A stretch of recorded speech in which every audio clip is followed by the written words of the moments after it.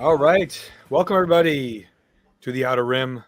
I'm your host, Carbonite. With me, as always, Ray Star. How we doing, Ray? Good. Welcome to episode number 3 of our pilot season. Yes, we are those pretentious, film geeks. We needed a pilot season. Will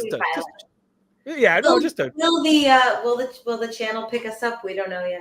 Yeah, right. We have no idea. No, we just needed to get all the kinks out, kind of run through everything, kind of get good, as they say.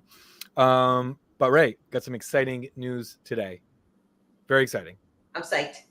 This show today, our first ever guest, one of our chums, one of someone who has been tuning in since the beginning, as they say, quite possibly a super fan of the show. Quite possibly. All three. But yeah, let's welcome to the Outer Rim stage, Adam of slabcards.com. Adam, welcome. Thank you, Carbonite. Thank you, Ray, for having me. Yeah, no. So those of you who don't know, you probably don't know. I guarantee you don't know this, but Adam is he's our slab guy. So for those of you who watch us on Whatnot, those of you who have purchased some of our Carbonite slabs in the past, you are looking at the face, the artiste, the artisan of those fine slabs that have been delivered to you. It's serendipitous. Dare we say, right? Infamous. I hope you like them. No, but it was about a year ago. We met at a card show, and it was just love at first sight. Cardily speaking, slabbily speaking. I don't know if I like that word. But no, Adam, welcome to the Outer Rim. I think so. You have some big news.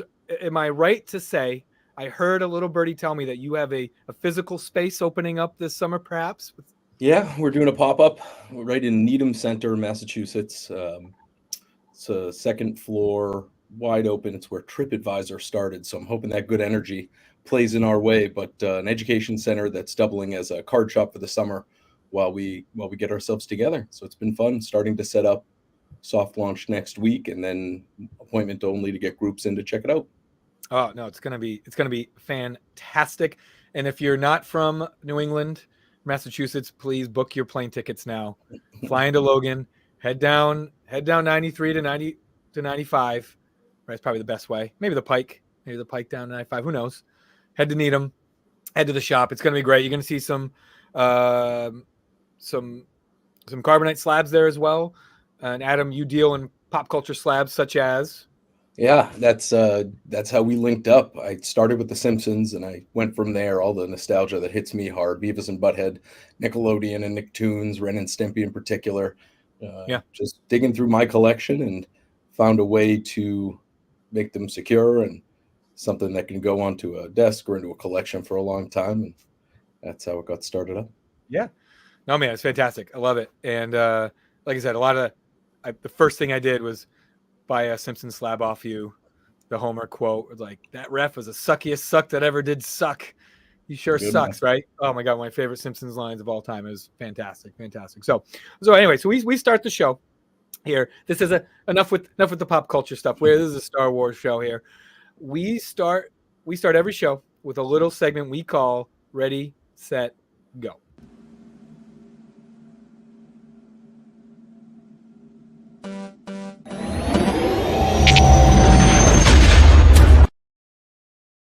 All right, so Adam, the way this works you didn't even say which set we're doing today. Oh my God, we didn't even introduce the set. I'm so ahead of myself. I'm just so excited to have a guest on and share the show with us. You're sick of talking to me. I know, right? Oh my God. No, so we are covering today the 2023 Global Art Series Card.Fun Episode 1, one of the only non-Topps licensed Star Wars card products out there. What they did was in 2023, they made only 500 cases, and each of those cases were 16 boxes, and each of those boxes were four mini boxes, but still a very limited product. They had some really, really cool takes on some of the Star Wars characters. They reused some old artwork, a few here and there, but by and large, just an awesome set. It's just kind of crosses Star Wars pop culture in many ways. So yeah, so let's go. I think Ray, you are the first card in Look at Ready me Set go Go. first again. And there you go. And just so everyone knows, Adam is going to be the judge tonight. Carbonite and I do not get to argue just endlessly back and forth over whose card is better. It's not an argument. So It's not an argument, card really. set, Yeah. and it was very hard for me to narrow down, but I eventually went with this Yoda. A lot of the cards from the set have this sort of psychedelic, like 60s, 70s hippie vibe to them, and I just love it because it takes the characters that you know, but it puts them in such a different context than you're used to seeing them. And let's all admit there's something trippy about Yoda anyway, so this card just works so well for me. And I just think compared to how we normally see him, we first meet him in the swamps of Dagobah, but here he is just super pop culture, the bright colors. You could have him on a poster on your wall, and all of a sudden he becomes like this pop icon. So I just love it. I love everything about this card. And Adam, I hope you do too. I mean, this is a very common view at Burning Man, most likely, right? Like this is what you see. Like this is, it's not Luke, Leia. No, it is Yoda. It has to be Yoda, right? If you're a Star Wars fan and you go, and don't do this, kids, experiment with some psychedelics, perhaps. This is how Yoda looks. This is what you're gonna see, right? I mean, you're tripping. This is Yoda. Yeah. Mr. Padawan, any comments, questions, or concerns about this card? No, not this card. I'm so excited that we chose this this series for all the cards that you've been sending me over the past, almost I'd say 2 years or something like that at this point. It's been the Card.Fun line that drew me into it. I'd already seen so many of the scenes here and there, and the characters that are posing for portraits look nice. But this was the first set, and the chromes are so crisp that you've got such nice cards in so many sets. This was the first set to push itself outside of the immediate realm of the lore, if you will, and provide something that really did cross over into pop culture. So you definitely got me excited with this. I can't wait to see what's next. Yeah, okay, right. You can't wait to see my card because it's going to be better. Here we go. All right, so I went for the graffiti. So there's a subset. There is a run in this checklist where it's got some graffiti, right? And to me, right, the Stormtrooper graffiti, the word loyal, shiny, right? The foil has the nice foil treatment. It says loyal to the Empire.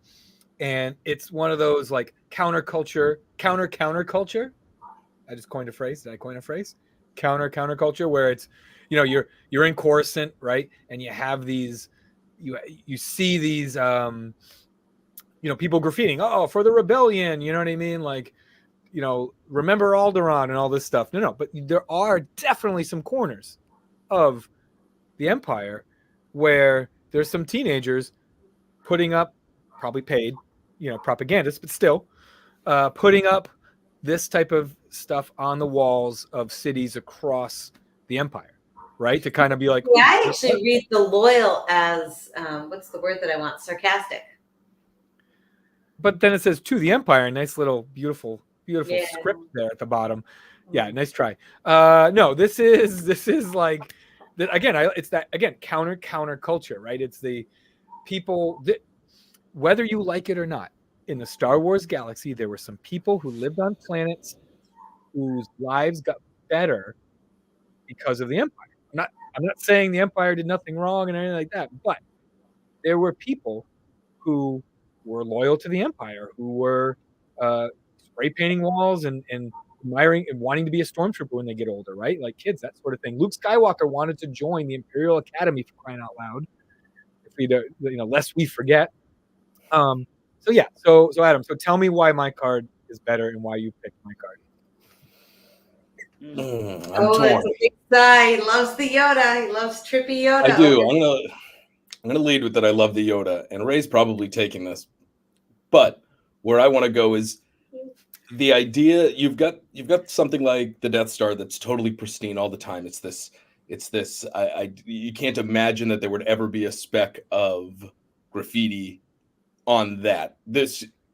You're suggesting that there are folks that are going to be out in this universe that are saying, I aspire to be on that side of things, where we are inherently empathizing with our rebel heroes in a sense. Do you think that those are the types of kids that are going to be out spraying graffiti, or is there irony to it, or sarcasm, as Ray suggested? That's the word I was looking for. Irony. Yes. Irony. Yeah. Well, I mean, sure. I mean, hear me out. There are people who spray paint American flags on the side of buildings, right? Whether it be, now, mind you, it might be an ironic statement, right? They do it because it's like, they hate America or whatever it is. But I don't know. This card spoke to me in a lot of ways, just because, again, but it maybe is the contrast, right, of the counterculture versus, right, the irony of, as you will, of this. I agree. All right. So you're saying Ray's taking this one down for today? I wish somebody would have picked the Chewy Han one that was purple and Next time you pick it, and then we'll have psychedelic Yoda. Right. Well, three-way we battle. got more cards we have more cards to look at from the set, but Ray, well fought. Congratulations, taking this one down. But yeah, let's move on, guys. Let's move on. Before I tear up here but let's move on to our next segment. So we're gonna look at some more cards from the Card.Fun set. In a segment we like to call Cards from the Outer Rim. So just give me a second, because again, this is all new to me. Here we go. Cards from the Outer Rim. Take it away. Let's go. Yes, that is a Twi'lek, but my apologies, everyone at home viewing that. There isn't any sound yet. We're working on it, but we wanted to pick some weird cards for this intro. Yeah, we wanted to pick some weird cards for the intro, and here they are. All right. So, Cards from the Outer Rim. We're just going to take a look at them. We're gonna just say how we feel. Remember to use I statements, people. I feel. So, first card up. So, again, this kind of goes with my card for the what do you call it? Ready, set, go. And let's see. And StreamYard decides it doesn't. Oh, there it is. There it is. There she is. Okay. Can I go first? I feel. Yes. No. So this whole set to me is a set from the Outer Rim, right? First, because of what you said about how it's one of the only ones out there that's not tops. It's one of the only ones out there from another country. So it was so hard to think about which ones to include here. But I love that every time I look at this, all I hear is a British accent in my head. Anybody else? Like, lost. No. like an Austin Powers, kind of deal. Yeah, exactly. Oh, maybe. Yeah. Like what I like about this is it's much like the loyal card, right? What we were talking about. It's peace, love, kind of the groovy, right? It's the groovy subset, but it's saying blast them. It's saying like, hey, shoot those people over there, right? That's why I like this card. It's the contrast between the two, and it's like blast them with love. If it said that, then maybe that would make more sense. But it just says blast them, literally just blast them. I don't know, Mr. Padawan, how do you feel about this card? Do we ever see colors like this in the Star Wars universe? I'm so glad you said that, because no, I feel like the Star Wars universe is so drab, and I was just watching a little bit before this. Yeah. It's browns, it's very muted greens, very muted blues, and that's it. And so that's what's so cool about these, right? It's taking characters you've seen, but it's like fresh eyes completely, because all of a sudden they just pop. And I think that's on purpose, right? Because if the New Hope, it starts on Tatooine, it's 20 years after the Empire's taken over, the galaxy is sort of regressing in many ways, and it's rough around the edges. It's dirty. It's like you said, it's these muted colors, everything. And you don't see these bright colors until the prequels, right? The prequels have some crazy bright scenes. Naboo, right? Well, because You know, now even you're in Coruscant. city with the equivalent of our sort of neon colors and bright lights. But you don't equate stormtroopers, right? The galactic, the Imperial Age with these bright colors. And you're right. You're right, Mr. Padawan. There is like you don't see these colors anywhere in Star Wars at all. But yeah, really cool. Really cool. All right, let's move on. Next card. Let's go. Here we go. All right. I love this one. And why, Ray? Why do you love this card? Why do I love this one? Please. So, well, first of all, again, the set is Card.Fun Global Art, and there's a whole series of them within it that just, to me, evoke those Japanese woodblock prints that you see. And this is Chewie if he was in, 1600s Imperial Japan somewhere among cherry blossoms. It's such a mix of our world and this other galactic world, and all of a sudden they collide, and I love it. Yeah, I always imagine this card like whoever painted it is sitting there, like you said, Imperial Japan, whatever, and they just see like a haystack or a bush or something in the distance, and they sort of make it into Chewbacca, right? They just imagine a giant dog gorilla hybrid there, right? And they draw the bush or they draw the tree, and then they just put the eyes and the lips and the nose. When you look at a cloud and you see something in it, or you look at that's what I always imagine this. It's like this person using the imagination and how it blends into the landscape, right? Like I think it's really cool. Yeah. The Darth Vader one though. Your grandmother's like, hutch on a tray for notice. Just has that like mid-century weird to it. Yeah. Yes. Oh yeah. Good. Yeah. The mid-century. Perfect. Right. Love yeah. it. Kind of like you're down in the stacks in a library in college, and you pull out a book written by someone who traveled the globe in the late 1800s, and this is one of the sketches you see inside it, right? One of the paintings you see inside it. This is what Monet painted when he visited Kashyyyk, right? Yeah, right. Yeah. It's perfect. All right. So next one, Adam, you're gonna love this one. One of my favorite cards in the whole set. Yeah. This is perfect. This is as we're all about the same age here. We're all children of the 90s, right? Children of the 80s and 90s. This to me is Star Wars, right? This to me is Darth Vader. It is early 90s peak pop art, right? The colors, the shapes, everything. I know that's what it's meant to be, but it just, I want to own a giant house with super ultra modern, just so I can hang a giant portrait of this up in the house, and so people can see it. Maybe the whole run. But yeah, what do you guys think? It's kitsch that works. Yeah. Oh, absolutely.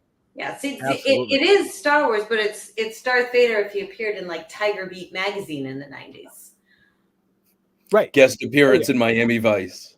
Yeah, exactly. Yeah, or like a promo soda cup from Taco Bell. You know what I mean? Like that. It's any of those things and all of those things at the same time. Like that is what makes it perfect. This is, and again, we forget from 1983 to 1999 there was almost zero technically there was zero Star Wars canon, right? Between 1983 and 1999 there was no canon. There was nothing new. Nothing new that came out. I'm shocked to hear that. Yeah, well, I mean, it became Legends once they sold to Disney. They made it into Legends. So you had some novels, you had some video games, you had some comics, you had a holiday special and that sort of thing. But to have this franchise, to have this world persist for over a decade and a half and be so ingrained into our culture at large. I mean, this is peak Star Wars merchandising here, if you will, right? Which leads us to our Cantina conversation. to our net. Yes, so my favorite segment so far. I know it's only our third show, but my favorite segment. Up next, we're gonna talk a little bit about some Star Wars merchandising. So without further ado, Cantina Conversations.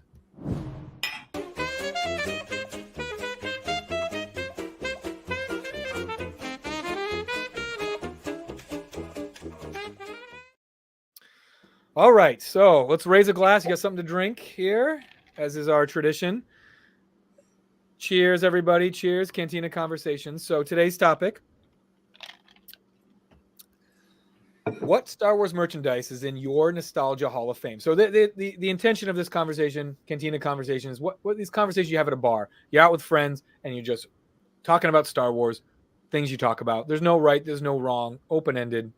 There you go. But before we get into it, I have some visual. I'm a visual learner. I don't know about you guys. I'm a visual learner. And so I want to show you guys some stuff that I've dug up from the 90s, because I feel, for me personally, the late 90s, early 2000s was, again, when I was a teenager through college, that is my sweet spot of Star Wars merchandise personally. So I'm going to show you some stuff. So here we go. So I'm going to add this. So right now, so here we go. So this is the opening day Star Wars Phantom Menace toy display. I believe this is a Toys R Us. I believe it's a Toys R Us. And, you know, not a child in sight. Not a child in sight. Just some dudes. Not a medium-sized shirt in sight. Yeah, right. Exactly, right. And but I remember walking into Toys R Us, you know, because I just was curious. You know, I was not a toy collector per se back then, but I was a Star Wars fan, and you know, the Toys R Us was still open in my town, so I would go there, and this is what it looked like. And just see, this itself is a relic, Toys R Us. Oh yeah, oh absolutely. Mm-hmm. But just to have this giant aisle, right? Here you go, another picture. Again, bunch of guys hanging out. Now, mind you, I think these, to be fair to the gentlemen in these photos, this is the midnight opening of the Star Wars like toy. You know, come in and get all your toys, right? And these poor souls went in there thinking, "Oh, I'm grabbing all these toys. I'm gonna put them in a box and I'm gonna put them away for 15 years. They're gonna be worth thousands of dollars, right? Much like all the Star Wars toys from the 70s." But all right, kids, here's a question. Here's a question from Professor Carbonite here. Raise your hand if you think you know the answer. Why are these toys worthless? Even today, you can go and you can buy, not worthless, but you can go buy them at what they paid for them 20 years ago. Show of hands. What do you guys think? Overproduction. Yes, ding. All right, one, overproduction. And what did everybody think to do? Save them. Save them, exactly. You've got a glut in the market, so yes, everybody had the same idea. I guarantee you, 98% of all kids that got a Millennium Falcon for Christmas in the 70s opened that bad boy up and played with it until it broke, right? Like that's just what you did with your toys, you know? All the Boba Fett action figures, they opened them up and then they played with them, right? These and look at this. This is insane. Like the amount they were, and mind you, they produced a lot in the 70s and 80s too, but they knew what they were doing when they came out with these toys. But it's still just, it hits me right in that nostalgia, right here in my nostalgia heart. I don't know if that's not a thing. I don't know why I said that. Here we go. Look at this. This is Revenge of the Sith. This is the display. Walking in, like imagine you're 12, 10-year-old kid walking into the toy store and you see this display.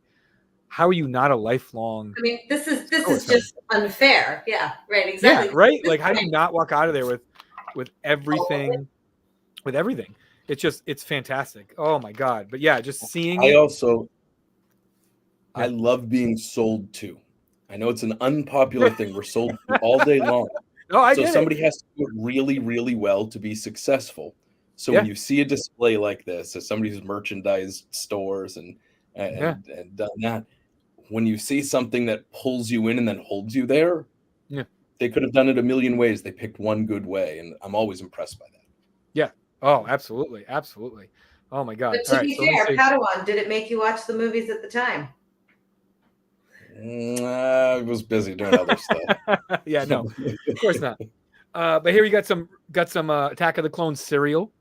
Oh my God, delicious! I'm sure it was delicious, nutritious, part of a balanced breakfast that you had to eat 3 pieces of fruit, 3 glasses of milk, a gallon of orange juice to get the healthy stuff out of it. It was just marshmallows and sugar. Is this Lucky Charms? What is this?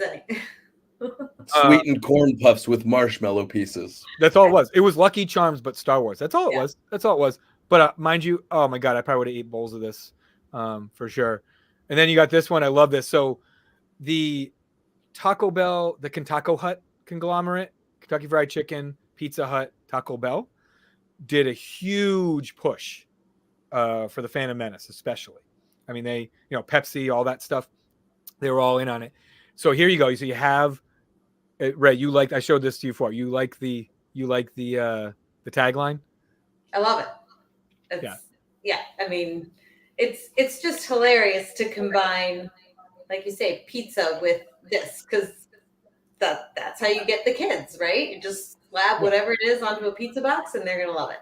Don't leave Coruscant without them, right? Yeah. Like, oh my God, perfect. And all the parents back then, some of them being like, what the hell's a Coruscant? You know what I mean? Like, like what the hell? Oh my God. But then you got these the cup toppers. Like, oh my God, it's just so perfect, right? Like, they knew exactly episode 1 with the pod racing and the droid army and the Gungans and everything. They knew Darth Maul even. They knew exactly what they were doing, and then they made these gaudy, perfect, cup toppers, and sold them. What? How much is it? What is it? $2.99. $2.99. They sold them to these poor, not poor kids. They're lucky to have them. I love those plastic cups. They're just brilliant. But it's just so like, it's like, what do you need this for? To top your cup. It's just, but it's great. Poor Darth Maul looks like he's actively losing his legs in that moment. Oh, come on now. Come on. Right? A little prophetic, right? It's a little prophetic. Yeah. Oh my God. And then you have the pizza boxes. I was a big Pizza Hut guy growing up, Book It program. We had a Pizza Hut buffet. So we used to sneak out at lunchtime in high school. And it was you could bring a $5 bill, tax and tip, and you were good to go for a Pizza Hut buffet. And, didn't feel good about an hour or two later, track practice, having a belly full of Pizza Hut pizza and breadsticks. But the Pizza Hut with the Anakin, pizza box and the Jar Jar pizza box is perfect. And not only that, this is peak merchandising here. You ready for this? You ready for this pizza box?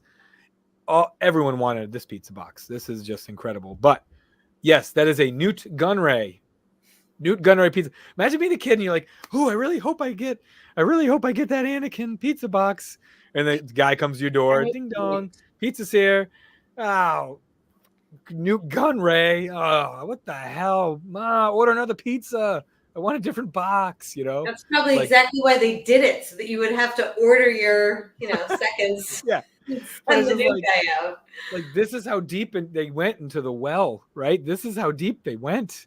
It is so perfect. All right.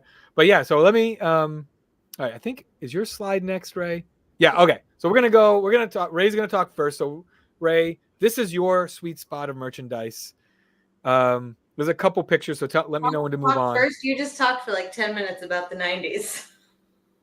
Oh yeah, we're gonna do you first. No, we're gonna go back in time. We're gonna start with you. Go ahead. Yes. So fair enough. So when I think of my favorite Star Wars merch, it's this line that they did in conjunction with Le Creuset Bakeware, for several reasons. First of all, it's so, again, to use Padawan's word here, kitschy and brilliant. You've got this Twin Sons of Tatooine Dutch oven, of course, keeping things very hot for desert temperatures there. If you go to the next slide, you have Han and carbonite coming out of your roaster. Love it.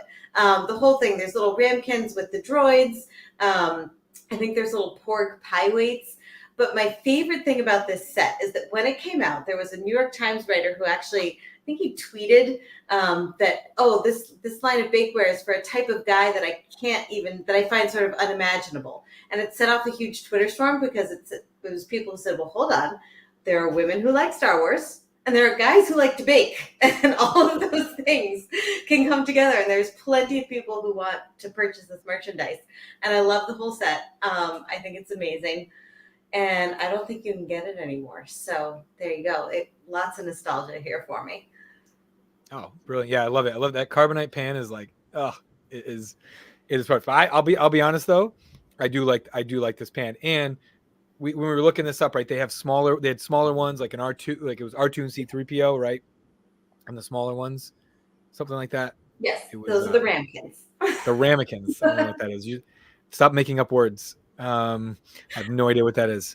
But yeah, no, I love it. Love it. Love it. All right. So for me, this is it right here. This crosses over so many things of my high schooldom. So these cans, these were the 1999 Phantom Menace Pepsi can run. And so I always have to tell my students and my people I work with that, like, younger people, soda was a cultural phenomenon. When you went over someone's house, they offered you a soda. When you had a meal, you had a soda with every single meal, right? It's just, if you lived in, suburbia, anywhere in the United States, this, soda consumption went up every single year in this country until 1998. And then it has been since going down. Water overtook it in 2010, for those of you who are curious, I believe. But I had a little mini fridge in my room because I didn't feel like going upstairs all the time to, have to get a cold drink. So one Christmas I said, can I have a mini fridge in my room? Santa Claus obliged, brought me a little mini fridge. So what did I do? I kept it stocked to the brim with Mountain Dew, Pepsi, let's see, A&W Root Beer, Strawberry Crush, Grape Crush, Orange Crush, all the crushes basically. But these cans, I remember when they came out, and just like, again, it was the spring of my junior year of high school, and I'd get home from track practice, and what better way to hydrate than to crack open an ice cold Mountain Dew with Darth Maul's face on it. And I would just chug those things and eat my Doritos with it. And it was just, it was so good. And so these cans, I hate to say this, but I probably drank hundreds of these over the course of, they were out for 10 months or so. And I was drinking 2 or 3 sodas a day, probably. But again, it's the pop culture, right? It's Star Wars, it's pop culture, it's all those things, in between. And these cans, I don't know if do you guys remember these cans? I was gonna say, I want to go back to our Padawan here. As not a Star Wars consumer at the time, do you remember drinking these? I didn't drink a lot of soda, but yes, when this came, so Ray, when yours first came up, I just went, wow, what a deep pull, and how incredibly awesome that this is even a line of things. Carbonite, when you put these up, I got that of course moment where and again, maybe this is the opportunity to share with all of your viewers that my Star Wars knowledge is super, super limited. I didn't get drawn to it the way that the two of you did. I've come to love it for the fact that it's a story of good and evil. It's a story of a universe that's created. It's a story of so much that I can now dig into. It's another opportunity. So it's fun now to look back and say, well, of course I had this in my hand a million times if I had it once. Could have only picked out 3 or 4 of the characters, but when Jabba the Hutt came on, I ran out to my cousin who was bigger than I was and shoved in his face. Thought it was funny. So I love it. Yeah, I love it. So let me show you. Let me show you something. So I found this. All right, here we go. Where is it? Nope. There it is. All right, here we go. A long time ago, in a galaxy far, far away. Commercial. We've got to save the Queen. Mr. Jar Jar Binks come for comic relief. Emergency landing on Tatooine. Now, pod racing is worth loving.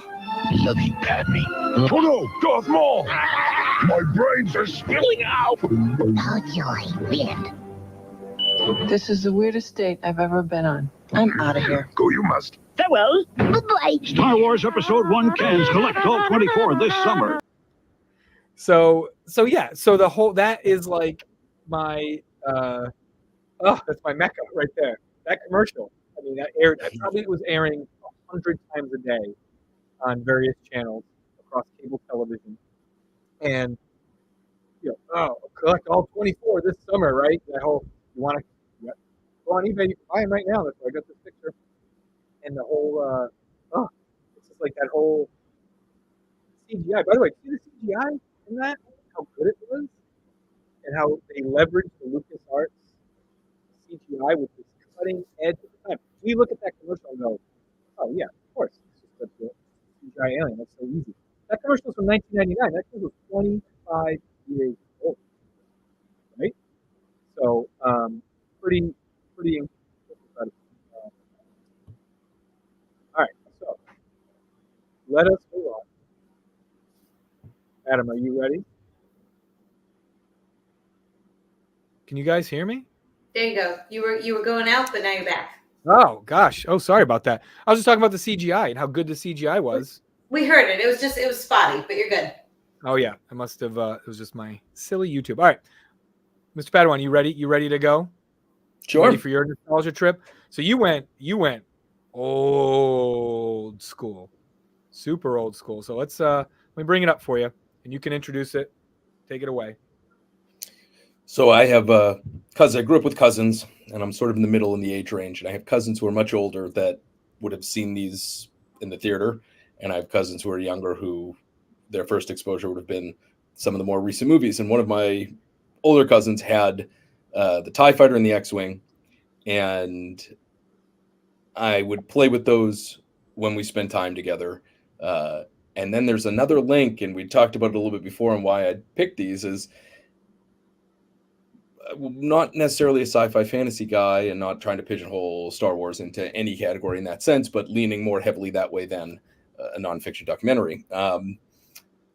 The flight scenes blew my mind, and it has come back to the fact that when I was young, I got to go watch the Blue Angels fly a lot, and there was just something about these really tight formations or these really tight maneuvers, and something that I feel that was done so well is in the flight, there's this contrast of dark and light all the time, just literally with the visuals.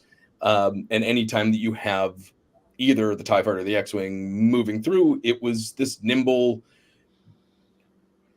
machine that was everywhere. Not the X-Wing fighter in that as much as the TIE Fighter, I'd say in that sense. But I just loved those flight scenes, and anytime that I'd seen these, it reminded me of my cousin Ed. So that's why I grabbed it. I think the X-Wing is. I think it pulled in a lot of kids into the fandom, right? You have look at let's quickly compare, an X-Wing and a TIE Fighter. X-Wing, it's got the long, it's elongated. It's got the 4 laser cannons. S foils go, collapse and expand. Where the TIE Fighter is this smaller, compact machine. So that twin blasters. That's it. It is.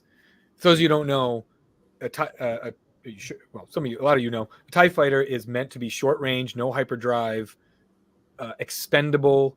All it is, that little ball where the pilot sits, and that's it, right? There's no and used by the Empire. There's that too, right? Whereas exactly, right? Right. Yeah, and there's no astromech droid. They were. Whereas the other side, the Rebels, it was a bigger ship. It could go into hyperspace. It had a droid that would try to repair damage, this and that. They weren't expendable. They knew they had to keep them in service, and this and that. And like you said, just the dogfights and just the way they would fly and in and out, and especially Return of the Jedi, right? The Battle of Endor in space is just that. To me, that was like peak. Oh my God! I wish I could have fought in the Battle of Endor. Not really, but I would have been in an A-wing. I think that would have been my ship of choice. Well, but again, that's sort of the brilliance here, right? So you're talking about our Padawan here, who was not watching the movies at the time, but is still attracted to this this toy, this model, because that's just it. It's something, to me, this almost is like the space version of those World War II, dogfights in the sky. So it's something that kids can latch onto, whether they've seen the movie or not, and they love it, and they love acting it out and watching it and the whole thing, and it attracts the viewers in. So yeah, no, absolutely. So so let's move on. What do you guys say? You guys have enough merchandise talk for right now? But our next segment, what we like to get into, we are human beings, and we are but flesh and bone. And but however, we still feel we are smarter than the AI. So let us challenge the AI in some trivia, shall we? Let's see. Here we go. My computer's not responding. Give me a second. 3, 2, 1. far, the droids are winning. Go. The droid. Yeah, so far, it is winning. Oh my goodness.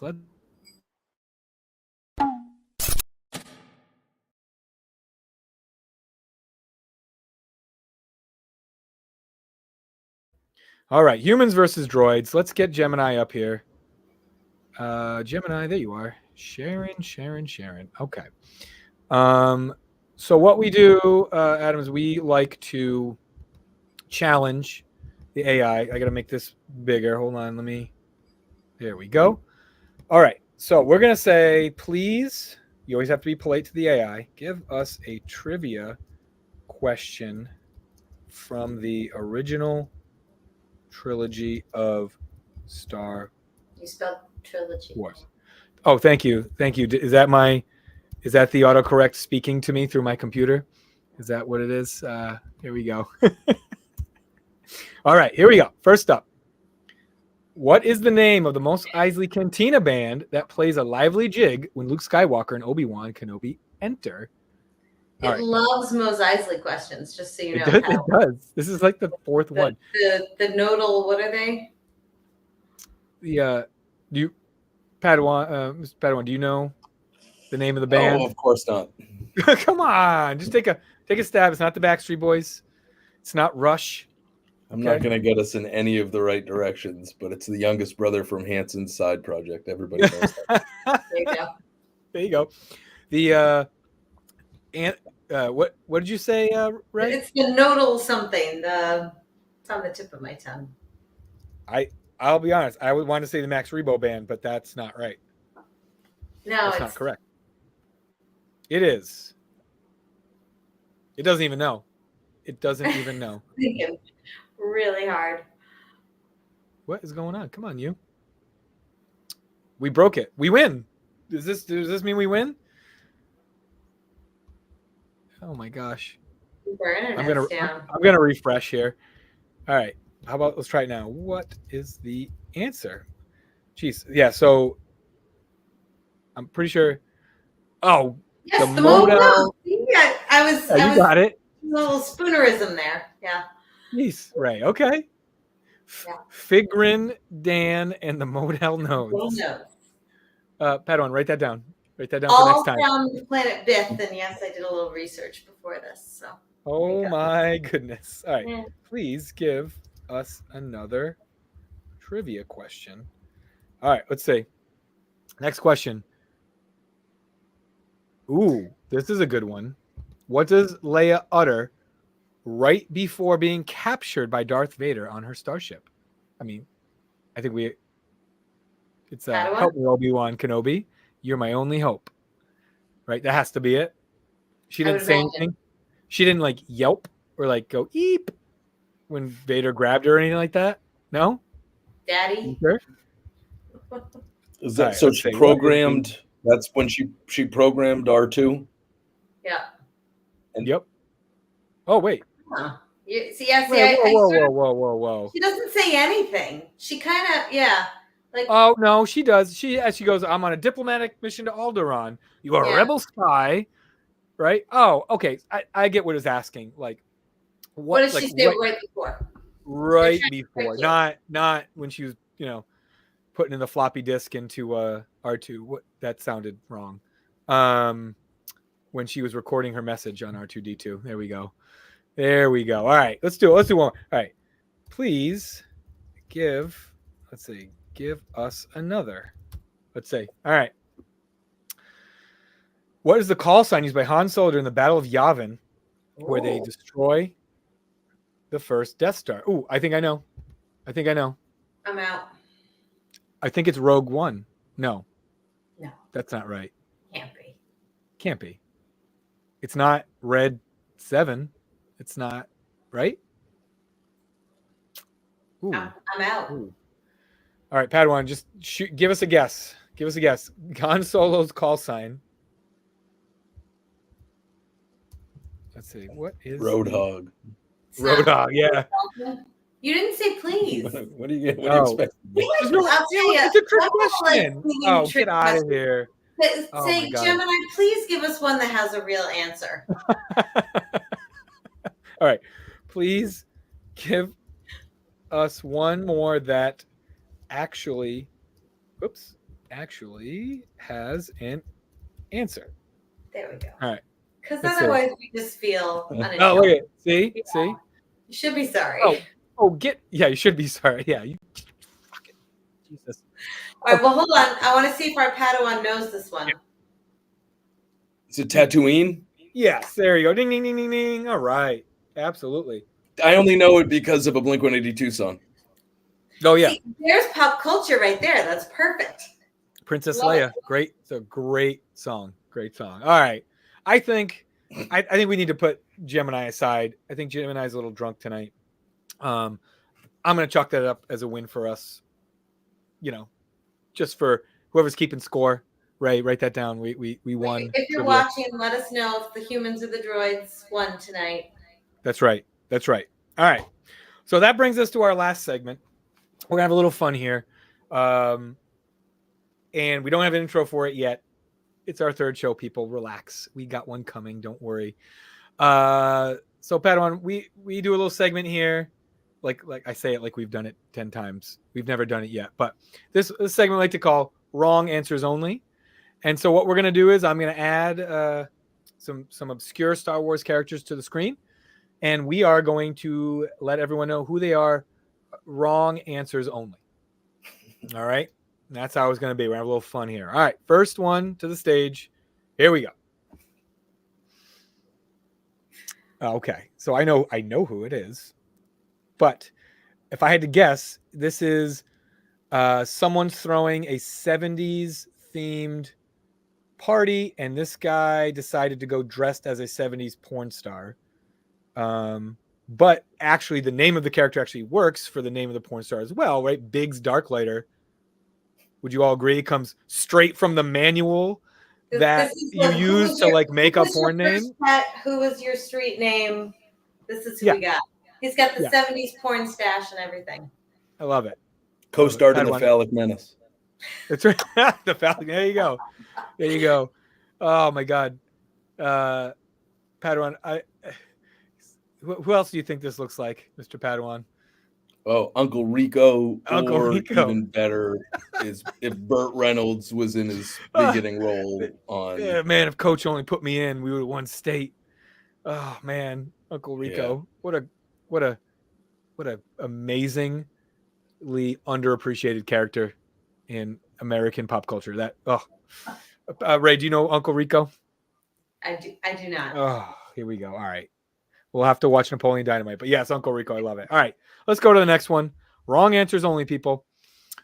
Oh, Kenny G after getting stung by a bee. Is that who we're looking at here? This to me is the inflated Pillsbury Doughboy who's taken up, clarinet in his old age or something. Geriatric Pillsbury Doughboy taking up the clarinet. This is the opposite side of that Yoda card you showed me earlier. 3 out of the 5 times I see Yoda. 2 out of the 5 times it's more like this. Yeah, exactly. This is the trip you don't want to see, kids. If you see Droopy McCool, you got a bad dose. So Droopy McCool of the band, right? Oh, is he in Max Rebo? He's in Max Rebo's band, right? Yeah, He Max is Rebo. not a member of Modal Nodes. Yes, yeah, he is in the Max Rebo band and Jabba's Palace, but yeah, he just like like the top just looks like, yeah, like someone. It's like, you know, those really old dogs. You know, it's just like the nose and the jowls. He's all jowls. That's all he is. It's just oh my god. All right, next one. Wrong answers only, people. Oh, this is he flunked out of the Stady. He flunked the Stady exam. Had to go to the Rebel Alliance, and is now working the radar gun for Mon Mothma there. See, all I can think in this one, since he's up in a tower, I actually see like Rapunzel if she became a prepper. Is she a prepper? Is that what you said? Yeah. Yeah, there you go. Oh my god, I love it. Oh yeah, it's like the Family Guy when the ship's coming down and they have him go pew pew pew pew with the gun. Yeah. That was Chef's kiss. But yeah, this guy is he obviously did something wrong in the Rebel Alliance where they literally were like, go stand in that tower. Yeah. Here, take this. He's like, what is it? We're like, we don't know. Just pointing at things as they land. Stay there. Just stay there, okay? There's no easy way up or down. Even though we have the technology, you have to climb a ladder. Even though we could probably fly you up there.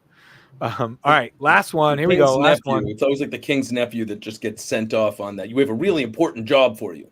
Yeah, need you to take care exactly. Of this. Yeah. Oh, yeah. It's really. Yeah. He's the annoying. This is the annoying officer. Everyone's just like, it's like, oh no. This is crucial to the cause. Crucial to the cause. Just again, point this thing at the thing. All right, last one. Here we go. Some denizens of the Cantina. Ray, this looks like the last table of guys that hit on you when you went out last time. Is that true? Probably right. These guys might look even better. I don't know. all I see here, I see like the big bad wolf having maybe actually taken grandma out for a drink instead. Well, it's like yeah, I can see that. Or the big bad wolf, the big bad brain, and the big bad horn, like like left to right there. Oh my god, something like that. So, fun fact: apparently, if you rewatch the newer version, they've taken the wolf out, and there's like a CGI character instead. So you have to go all the way back to the real original kids to see this wolf. That's not true. Yeah. Why would they do that? I'm not really sure. I don't know. Padawan, you got any guesses to these characters' names or what they're doing? Just me and the boys. Just me and the boys hanging out. This is going to be your after party and meet them tonight, right? Yeah, they're.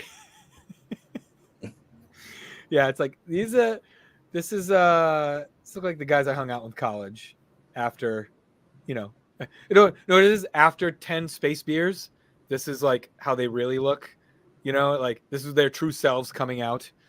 Oh my God, so funny. So funny. All right. Enough of that shenanigans, people. Enough of that shenanigans. I think that's going to pretty much bring our show to a close today. Adam of slabcards.com, Mr. Padawan, thank you so much for joining us, our first ever guest on the show. I'm going to give you a round of applause. I'm going to clap. Ray, clap with me, please. Thank you. Okay. It's not forced. We'll have you back again. And do we lose him? Weird. And we lost him. That's amazing. Look at that.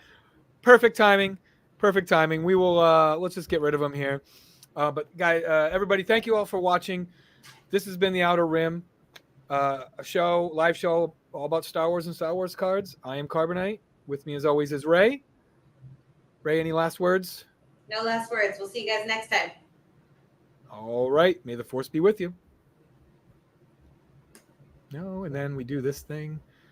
Where is it? There it is. Ta-da! Yay! All right. Did you end it?